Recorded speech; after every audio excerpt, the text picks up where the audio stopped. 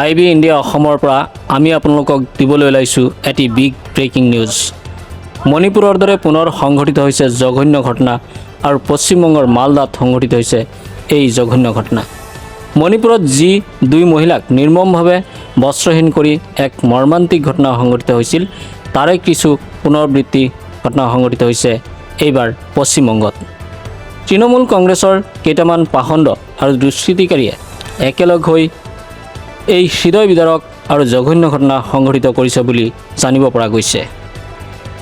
মণিপুৰৰ দৰে হুবহু মানৱ সমাজ আৰু দেশক লজ্জানত কৰিব পৰা ঘটনা সংঘটিত কৰিছে এই নৰপিশাচকেইটাই পশ্চিমবংগত। যোৱা 8 জুলাইত বহুকেইটা পুৰুষ আৰু মহিলাই একেলগ হৈ আন দুগৰাকী মহিলাক বস্ত্ৰহীন কৰি জোতা চেণ্ডেলেৰে মাৰিছে, চুলিত ধৰি প্ৰহাৰ কৰিছে।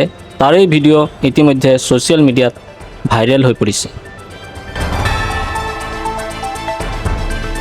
আকৌ এবাৰ সোঁৱৰাই দিব বিচাৰিছোঁ যে মণিপুৰৰ দৰে পুনৰ সংঘটিত হৈছে জঘন্য ঘটনা আৰু পশ্চিমবংগৰ মালদাত সংঘটিত হৈছে এই জঘন্য ঘটনা।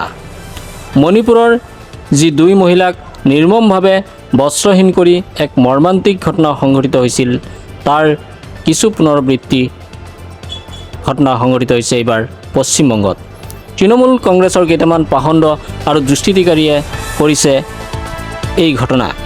এই হৃদয় বিদাৰক আৰু জঘন্য ঘটনা সংঘটিত কৰিছে বুলি জানিব পৰা গৈছে।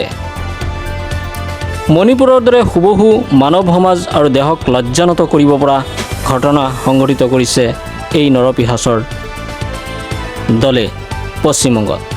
যোৱা 8 জুলাইত বহুকেইটা পুৰুষ আৰু মহিলাই একেলগ হৈ আন দুগৰাকী মহিলাক বস্ত্ৰহীন কৰি জোতা চেণ্ডেলেৰে মাৰিছে, চুলিত ধৰি প্ৰহাৰ কৰিছে। তাৰেই ভিডিঅ' ইতিমধ্যে ছ'চিয়েল মিডিয়াত ভাইৰেল হৈ পৰিছে।